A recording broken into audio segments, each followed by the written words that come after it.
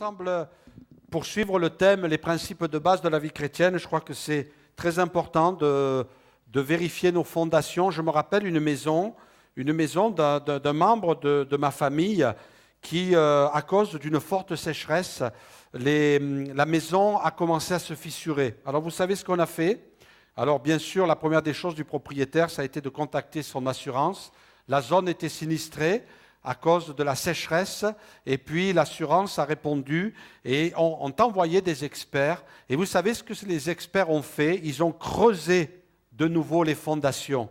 Ils ont fait des trous et ils ont coulé du béton, jusqu'à ce qu'ils créent un nouveau socle pour que la maison puisse se maintenir.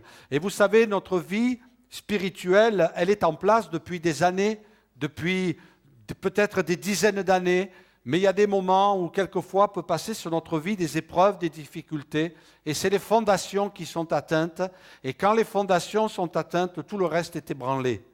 Tout le reste est ébranlé. Les fondations, les bases, c'est la première des choses qu'on doit établir dans notre vie. Et il faut y revenir pour voir si tout va bien. Il faut remettre peut-être un peu plus de béton ce matin parce que l'épreuve est en train de souffler sur notre pays. Les difficultés sont en train de s'abattre. L'apostasie s'installe. L'abomination prend place. Et ce matin, je vais en parler parce que je crois que le peuple de Dieu doit être conscient du siècle dans lequel il est. Et il faut tenir bon, mes frères et sœurs. Et ce matin, je voudrais aussi appuyer sur ce qu'a dit le pasteur Bruno, ce qu'a dit Isabelle. Ce n'est pas le moment de baisser les bras. Le diable veut vous pousser à baisser les bras, mais nous devons tenir bon. Lisons ensemble ce qui va être pour nous le démarrage de notre méditation ce matin dans l'évangile de Luc, chapitre 19, verset 45. Il nous est dit, Jésus entra dans le temple et il se mit à chasser ceux qui vendaient, et en leur disant, il est écrit, ma maison sera une maison de prière, mais vous en faites une caverne de voleurs. Et voilà, Jésus qui entre dans le temple. Vous savez, quand on lit, on nous a appris une chose, c'est qu'il fallait rythmer notre lecture à la ponctuation, virgule, point, etc. Et puis, il fallait aussi mettre de l'intonation. Mais je crois quand même qu'un texte, il peut rester plat, parce que c'est une lecture, ça reste plat, parce qu'on ne saisit pas toujours l'intonation. Mais voyez-vous, quand j'ai relu pour peut-être la 100e, peut-être même la 200e fois, je ne sais, ce passage, j'ai senti l'intonation du Saint-Esprit. J'ai senti l'intonation du Saint-Esprit quand le Seigneur Jésus dira « Ma maison sera appelée une maison de prière ». On pourrait dire ce matin, tout simplement, Jésus a parlé sur ce ton « Ma maison sera appelée une maison de prière ». Mais on peut entendre Jésus dire « Ma maison sera appelée une maison de prière, ma maison ». Et j'ai comme senti que le Saint-Esprit me disait, ma maison, dans quel état elle est? Ma maison. Comme si c'était le cœur du Seigneur qui parlait, ma maison, ma maison. Et le Seigneur nous invite à réaliser, nous aussi, combien nous avons besoin d'entendre ce cri. Il y a eu ce cri aussi dans le cœur de Dieu, par le moyen du prophète Agé. Vous comptiez beaucoup, et voici vous avez peu. Vous l'avez rentré chez vous, mais j'ai soufflé dessus. Pourquoi? Dit l'Éternel des armées. À cause de ma maison qui est détruite. Tandis que vous vous empressez chacun pour sa maison. Dieu dit oui, ta maison c'est important. Mais Dieu dit qui va s'occuper de ma maison? Ma maison. Ma maison. Ma maison. Et Dieu dira, ma maison, elle est en train de se détruire. Vous avez remarqué, je pense que beaucoup d'entre nous, vous avez une maison dont vous êtes propriétaire, et puis vous avez remarqué une maison, ça a vite fait de se dégrader. Quelqu'un disait qu'une fois par an, il fallait que on s'occupe de quelque chose dans la maison, parce qu'autrement elle tombait en ruine. C'est surprenant combien une maison peut vite se dégrader, combien elle peut vite se détruire. Et Dieu dit « ma maison ». Est-ce que vous vous occupez de l'entretien de ma maison? Mais c'est qui la maison? La maison, c'est nous. C'est le peuple de Dieu, c'est l'église de Jésus, c'est mon cœur. Dieu a fait de moi sa maison, le temple du Saint-Esprit. En tant que chrétien, sa maison, c'est l'église. Sa maison, c'est aussi ce que représente le bâtiment, ce à quoi il sert. Et Dieu dira, ma maison, vous vous occupez de vos maisons et ma maison. Et je crois qu'on entend ce matin aussi le cri. Les enfants, c'est ma maison. Les jeunes, c'est ma maison. L'église, c'est ma maison. Les personnes âgées, c'est ma maison. Vous savez, mes frères et sœurs, Dieu ne nous a pas appelés à nous occuper d'organiser l'église. On n'est pas des organisateurs. On a des qualités d'organisateurs. On a des qualités de dirigeants. On a des qualités de leaders. Un petit peu. Mais Dieu nous a appelés à exercer le ministère. Dieu nous a appelés au ministère. Et pourtant, on entend le Seigneur quand on est dans l'intimité, quand on est dans la prière, on entend le Seigneur qui martèle notre cœur et qui dit « Ma maison, c'est ma maison, c'est pas ta maison, l'Église, c'est ma maison. » Quelquefois, on aurait tendance, nous, à s'approprier les choses. Ah, c'est mon secteur, c'est mon activité, c'est mon ministère, c'est mon travail. Mais Dieu dit « C'est ma maison. » Et je vous ai établi sur ma maison. Je vous ai envoyé dans ma maison. Je vous ai appelé à aller dans ma maison. Je vous ai appelé à vous occuper de ma maison. Et Jésus, moi je l'entends crier lorsqu'il est dans le temple et il dit « Ma maison ! Vous en avez fait une caverne de voleurs. » C'est-à-dire quoi? Vous vous en servez pour vous mettre en valeur, pour gagner de l'argent, pour occuper des places. C'est pour vous, mais Dieu dira, Jésus dira, oh, vous en avez fait une caverne de voleurs, parce que quand les hommes prennent les choses en main, ça se dégrade. On voit notre pays qui se dégrade. Je ne sais pas vous comment vous réagissez. Moi, si je réagis, c'est parce que je ne suis pas indifférent. C'est toujours plus terrible quand les gens ne réagissent plus. Mais il faut réagir. Ça veut dire qu'on aime. On aime notre pays. On aime ceux qui dirigent notre pays. Et puis, il y a des choses, on ne peut pas les accepter, c'est pour ça qu'on réagit. Et si le Seigneur réagit, c'est bon signe. Quelqu'un disait, ne va pas à l'église, mais sois l'église. Sois l'église. Et Jésus nous interpelle ce matin, les bases de la vie chrétienne, c'est ma maison. Jamais rien ne remplacera sa maison. Jamais. Vous savez, il y a des gens, ce n'est pas le cas parmi vous ce matin, mais vous avez des chrétiens qu'on appelle les chrétiens satellites. Ils vont de maison en maison. Mais ils n'ont pas compris que c'est pour évangéliser qu'il faut aller de maison en maison. Mais il ne faut pas tous les 4 matins on change d'église parce que ça ne va plus, parce que j'ai un conflit, parce que ça ne va plus comme je veux. Et puis, non, le Seigneur dira même de ne pas abandonner sa maison, de ne pas abandonner l'assemblée. Le Seigneur nous dit de nous occuper de sa maison, s'adresse à nous. Et puis, le Seigneur nous montre qu'il y a des principes qu'il a établis. L'Église, c'est la colonne et l'appui de la vérité. C'est pourquoi, dira le Seigneur, lorsque vous verrez l'abomination de la désolation dont a parlé le prophète Daniel, établie en lieu saint, que celui qui lit fasse attention. Vous savez, ce texte, il a donné sujet à beaucoup d'interprétations. Il y a toutes sortes d'écoles. Moi, je fais partie de ces pasteurs qui ne sont pas de ceux qui établissent la doctrine de la fin des temps, de tout ce qui touche le retour de Jésus, tout ce qui touche les événements du retour de Jésus, qui les fige. Celui qui fait ça, c'est un faux prophète. Il peut donner son avis, il peut donner son interprétation, mais on ne peut pas figer les choses. Il y a plusieurs écoles.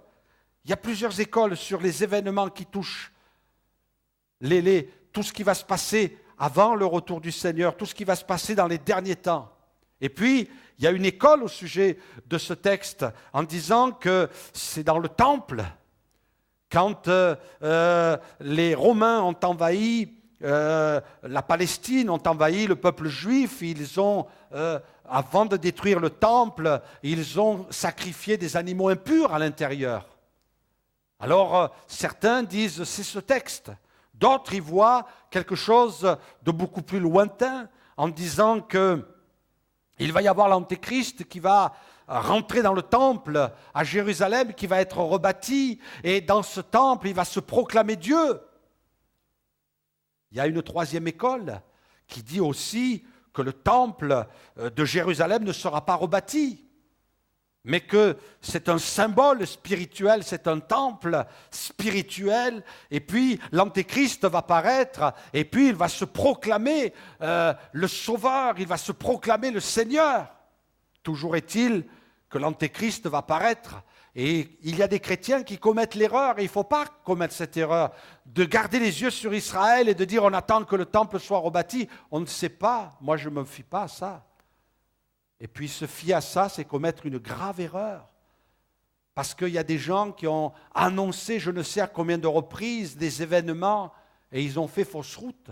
Et pourtant, c'était des hommes de Dieu, je ne me remets pas en question ce qu'ils ont dit. Ils se sont trompés. Tout ce qui est prophétique, c'est instable. Pourquoi? Parce que l'analyse de Dieu dans le temps n'est pas notre analyse à nous. Le temps de Dieu n'est jamais le temps des hommes. Ça, vous le savez. Et puis, moi, j'y vois aussi un autre aspect.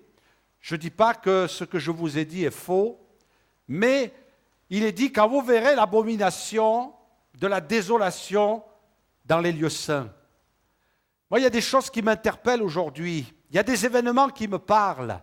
Quand j'entends des religieux, quand j'entends des gens qui, soi-disant, ont même des titres de pasteurs et qui se disent, moi, dans mon église, je vais faire des mariages homosexuels.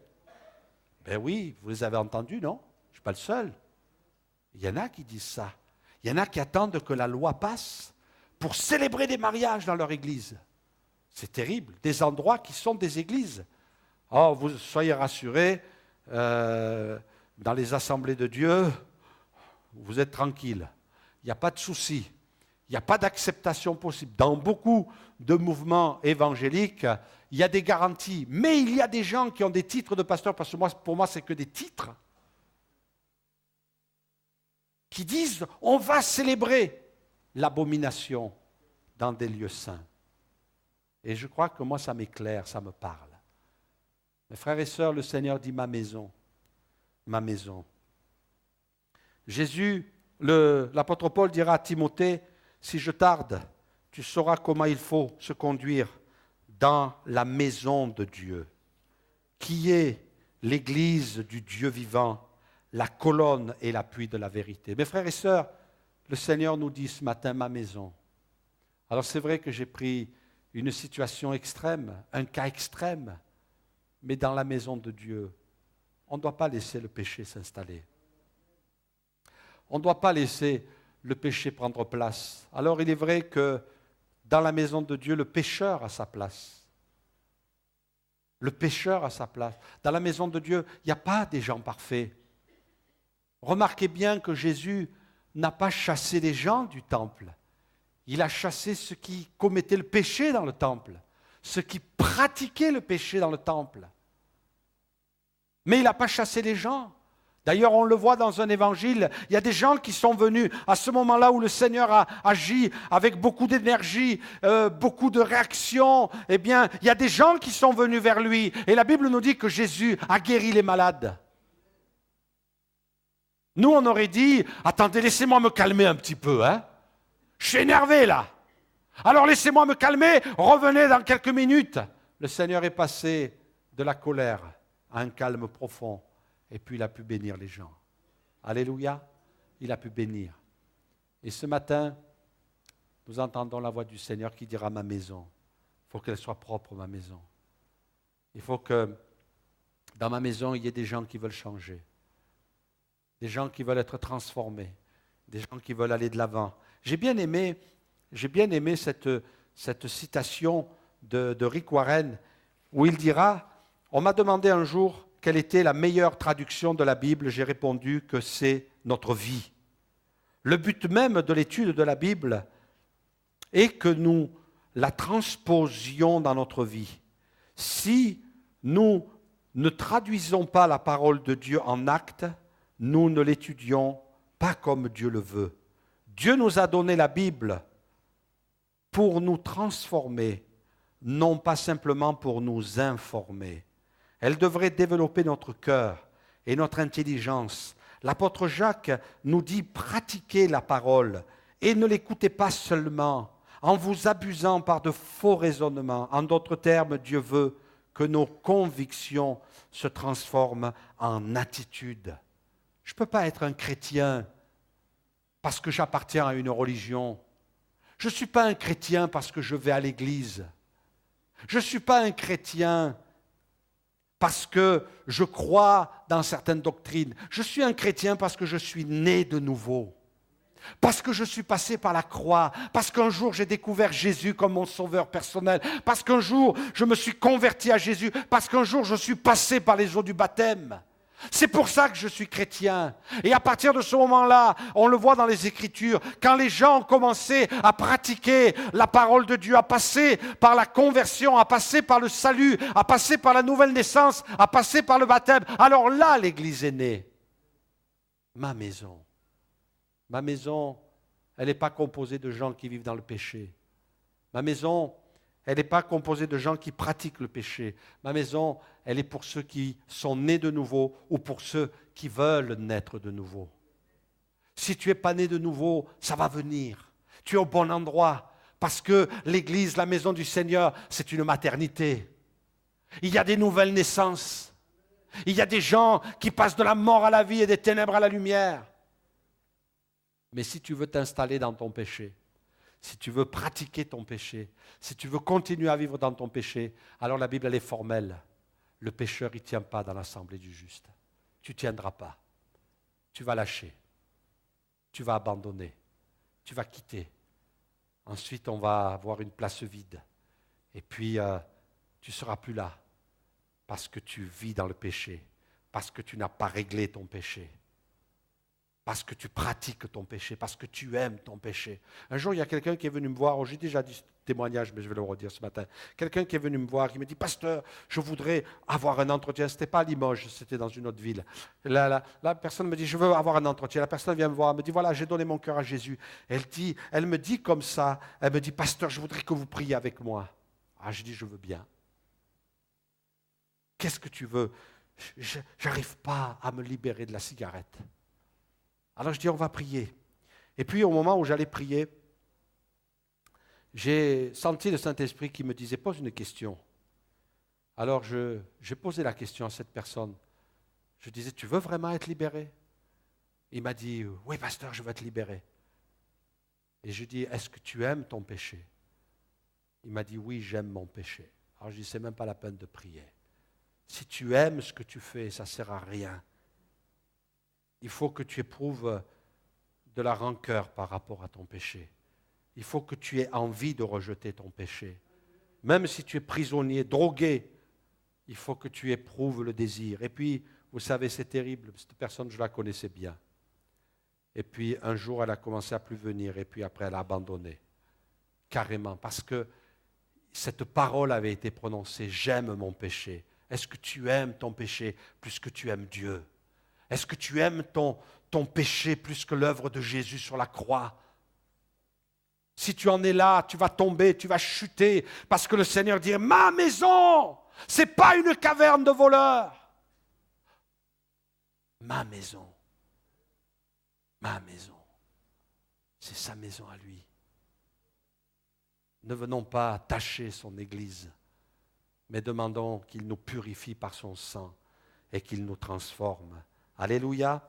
Dans le Lévitique, il est écrit, lorsque vous serez entrés dans le pays de Canaan, dont je vous donne la possession, si je mets une plaie de lèpre dans une maison, la lèpre c'est le symbole du péché, si je mets une plaie de lèpre sur une maison du pays que vous posséderez, Plus loin, il est écrit, le sacrificateur y retournera. S'il voit que la plaie s'est étendue, parce que Dieu est patient, après avoir essayé de sauver cette maison, d'essayer de réparer, d'enlever tout ce qui est contaminé, eh bien le sacrificateur retourne. Et si, malgré tout ce qu'on a fait pour essayer de sauver la maison, eh bien la plaie s'est étendue, c'est une lèpre invétérée dans la maison, elle est impure. On abattra la maison, les pierres, le bois et tout le mortier de la maison, et l'on portera ces choses hors de la ville dans un lieu impur.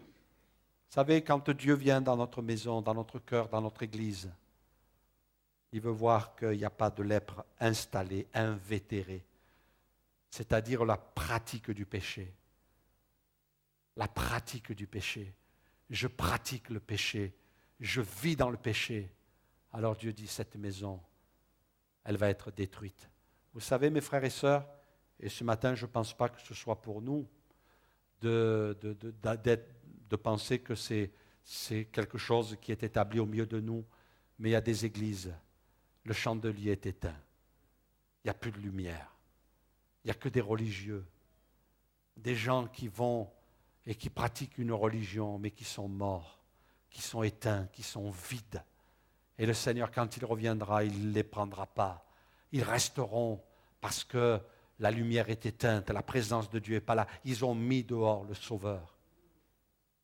Ils l'ont fait fuir. Mais le Seigneur veut qu'on soit une église qui marche dans la vérité. Non pas qui abat sans essayer de soigner. Le Seigneur n'a jamais détruit, n'a jamais anéanti. Le Seigneur a établi des pasteurs pour qu'ils soignent les brebis. Et ça, c'est quelque chose auquel il faut nous appliquer. Il faut être patient. Il faut être de ceux qui essaient de donner du temps aussi. La Bible nous montre que même pour Jézabel dans l'Apocalypse, le Seigneur a dit, cette femme qui est un symbole de ténèbres, eh bien le Seigneur dira, je lui ai laissé du temps pour qu'elle se repente.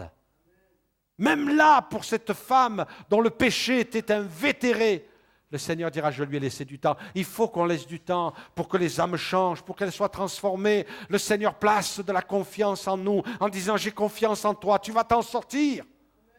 Mais celui qui se plaît dans le péché, le Seigneur dit non, je ne suis pas d'accord. Alors si ce matin, tu vis cette situation, règle ton péché. Ma maison, ma maison. Le Seigneur dit, ma maison, c'est sa maison. La Bible dit, on ne se moque pas de Dieu. On ne peut pas se moquer, on peut tromper des hommes, mais on ne trompe pas Dieu. On peut faire des coups en douce, mais tu ne les fais pas à Dieu. Le Seigneur voit toutes choses. Que le Seigneur nous aide à garder cette vision. Amen. Alléluia. La maison de Dieu, c'est aussi un endroit de rendez-vous. Jamais rien remplacera la maison de Dieu. Laissez-moi vous lire ce beau passage du psaume 133 qu'on a lu et qu'on se plaît à relire.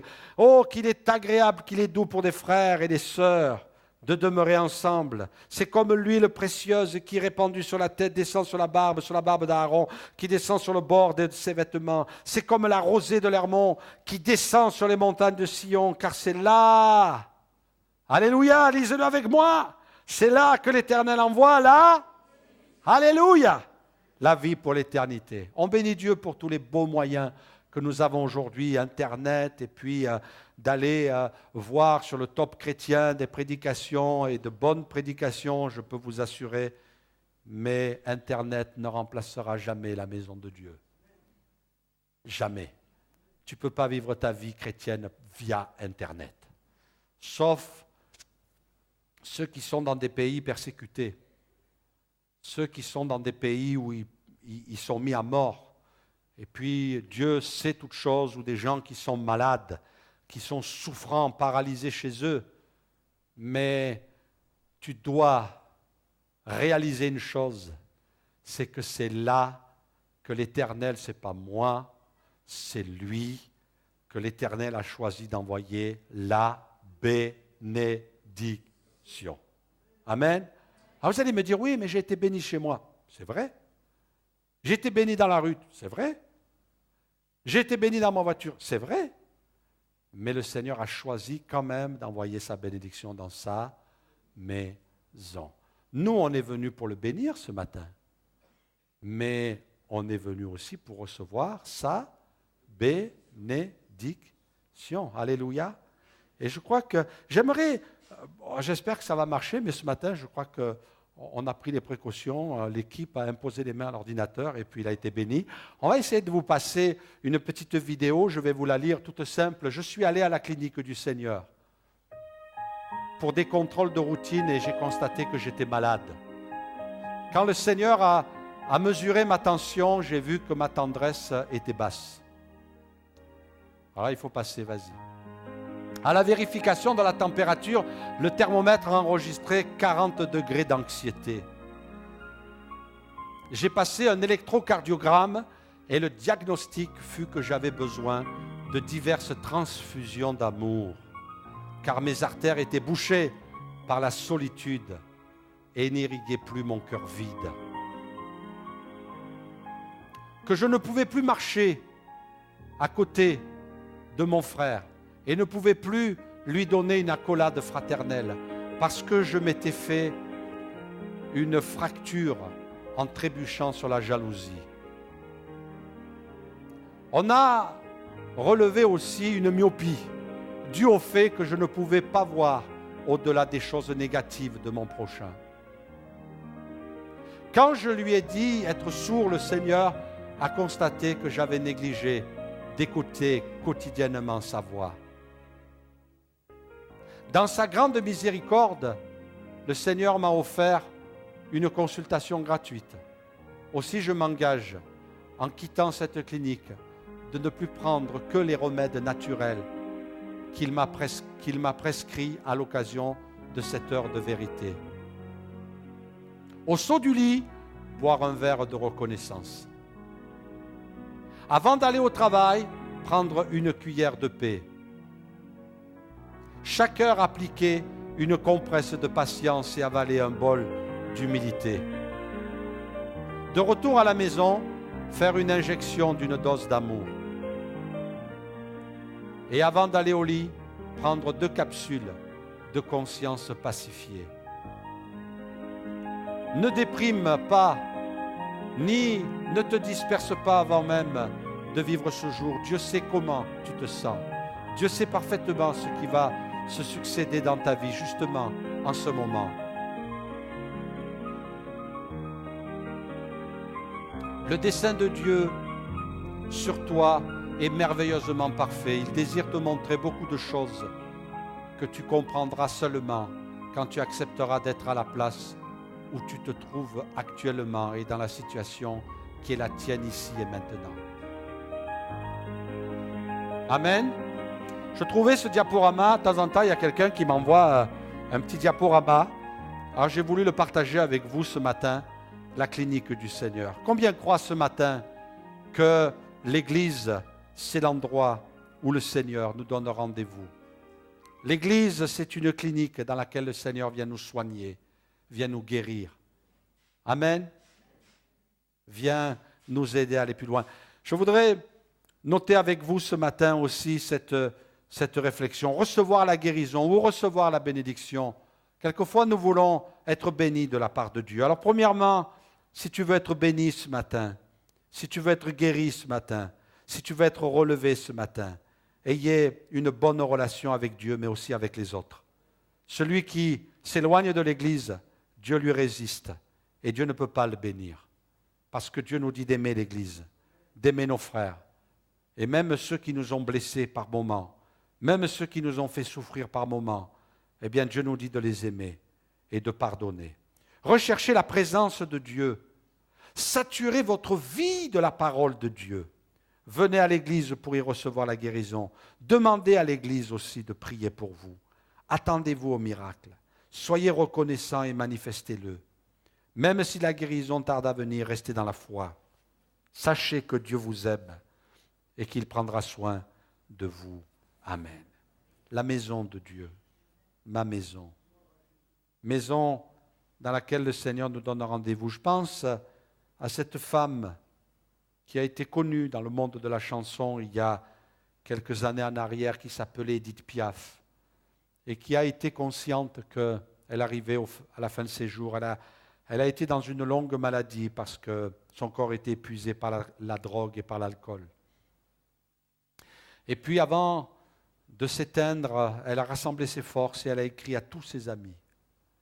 Et elle a dit à tous ses amis, tous ceux qui étaient dans le showbiz, tous ceux qui étaient des musiciens, tous ceux qui avaient été ses impresarios, qui l'avaient aidé, tous ceux qui avaient chanté avec elle, tous ceux qu'elle avait lancés dans la chanson. Elle leur a écrit en disant « Je vais mourir et je voudrais, avant de mourir, organiser une grande fête pour mes amis que j'aime. Alors je vous invite tel jour, je vous attends. Je vais dresser un grand buffet. Il y aura la fête parce que je sais que je vis mes dernières heures. » Et le jour J est arrivé, tout était prêt, toute la nourriture était sur les tables, tout était préparé pour la fête. Et puis les heures ont passé. Il n'y a absolument personne qui est venu. Personne. Elle est partie dans la plus grande solitude. Elle est morte dans le plus grand désespoir. Et c'est terrible quelquefois de réaliser cela. Mais quel privilège pour nous, peuple de Dieu. Le Seigneur nous a donné une grande famille. Il nous a donné des gens, il nous a donné une église. Et il nous dit, c'est ma maison. Je vous ai mis dans ma maison. Je vous ai donné un ministère pour ma maison. Je vous ai appelé à un service pour ma maison. Vous occupez un poste pour ma maison. C'est ma maison. Comme le dit le Seigneur, je vous ai établi sur ma maison. Même Moïse était établi sur la maison de Dieu. Et le Seigneur dit, mais comment agissez-vous à l'égard de ma maison? Je vous donne rendez-vous dans cette maison pour vous bénir, parce que c'est là que j'envoie la bénédiction. Quelquefois, on ne réalise pas combien le Seigneur nous bénit, réunion après réunion. Le Seigneur agit dans notre vie. Et puis, la maison de Dieu, je termine par cela, c'est l'endroit où on vient pour offrir des cadeaux. Le culte, c'est offrir. Le Seigneur nous appelle à offrir. Est-ce que ce matin, nous avons accompli notre tâche? Il est dit dans le livre du prophète Agé, « Montez sur la montagne, apportez du bois et bâtissez la maison. Et Dieu dira, j'en aurai de la joie et je serai glorifié, dit l'Éternel. » Oh, ça m'a touché cette parole. Venez, bâtissez ma maison. Venez avec du bois, apportez les matériaux pour construire la maison. Et Dieu dira, oh, j'en aurai de la joie. Après tout, on pourrait dire, mais Seigneur, les cieux des cieux ne peuvent pas te contenir.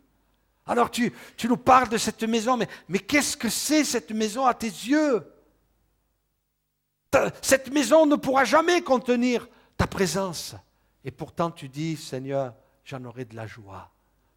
Ce matin, le Seigneur a éprouvé de la joie quand il a entendu vos louanges, quand il a entendu votre adoration, quand il vous a vu chanter son nom, quand il vous a vu lever les mains vers lui, quand le Seigneur vous a entendu ce matin, vous écriez « Oh, gloire à Dieu ! Gloire à Dieu !» Peut-être ta voix, elle n'est pas forte. Peut-être même ta voix, elle est timide. Mais ce matin, le Seigneur a dit « Oh, je suis dans la joie parce que j'ai entendu sa louange. J'ai entendu son adoration. » Le Seigneur a vu ce matin combien tu as fait de tout ton cœur ce geste en disant « Tiens, je vais donner mon offrande, je vais donner une partie de mes revenus. » Le Seigneur dit « Oh, alléluia, je me réjouis. J'ai de la joie parce que mon enfant ce matin, il n'est pas venu les mains vides. Il est venu avec quelque chose. » Dans Malachie, il est dit « Apportez à la maison du trésor. » La maison du trésor, regardez comment le Seigneur appelle sa maison. La maison du trésor, apportez toutes les dîmes, afin qu'il y ait de la nourriture dans ma maison. Mettez-moi de la sorte à l'épreuve, dit l'Éternel des armées, et vous verrez si je n'ouvre pas pour vous les écluses des cieux, et si je ne répands pas sur vous la bénédiction en abondance. Alléluia! Je crois quelquefois que le Seigneur ne peut pas nous bénir, parce qu'il dit, mais ma maison, ma maison. Vous avez vu comment vous vous comportez dans ma maison. Mais le Seigneur veut nous bénir. Et puis, le Seigneur nous appelle à quelque chose d'important qui nous surprend aussi, non seulement à la pureté, mais Dieu nous appelle à la fidélité. Est-ce que tu es fidèle à Dieu? Est-ce que tu es fidèle à tes engagements? Parce que ma maison, nous dira le Seigneur, c'est une maison où il y a un trésor.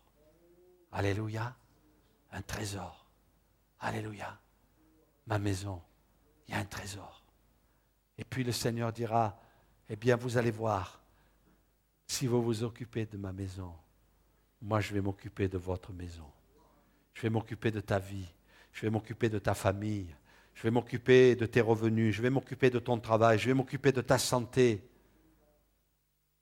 Mais ne te moque pas de ma maison. Ne néglige pas ma maison. C'est pour ça que Dieu dira au peuple, mettez-moi à l'épreuve et vous verrez si je ne vais pas ouvrir les cieux pour vous. Le Seigneur a ouvert les cieux pour nous. Alléluia. Il a ouvert les cieux, il nous a donné Jésus, il nous a donné son Fils, il nous a donné la bénédiction. Et Dieu dira, mais maintenant vous, apportez à ma maison. Combien nous avons été bénis les premiers jours où nous avons mis les pieds dans la maison de Dieu? C'est pas vrai? Combien on a été bénis, on a été guéris, on a été délivrés, on a été secourus. Le Seigneur dit ma maison. Je vais inviter les musiciens, s'il vous plaît. Ma maison. Apportez à la maison du trésor toutes les dîmes. Apportez votre cœur, apportez votre vie. Soyez généreux. Soyez généreux dans le temps que vous donnez. Soyez généreux dans le service que vous offrez. Soyez généreux dans ce que vous faites pour le Seigneur. Dans le livre du Deutéronome, il est écrit, on ne paraîtra point devant l'Éternel les mains vides. Et c'est un commandement, mes frères. Il est dit aussi, par lui offrons. Mettons, littéralement, c'est mettons sur l'autel. Mettons sur l'autel, sans cesse, à Dieu un sacrifice de louange, c'est-à-dire le fruit de lèvres qui confesse son nom.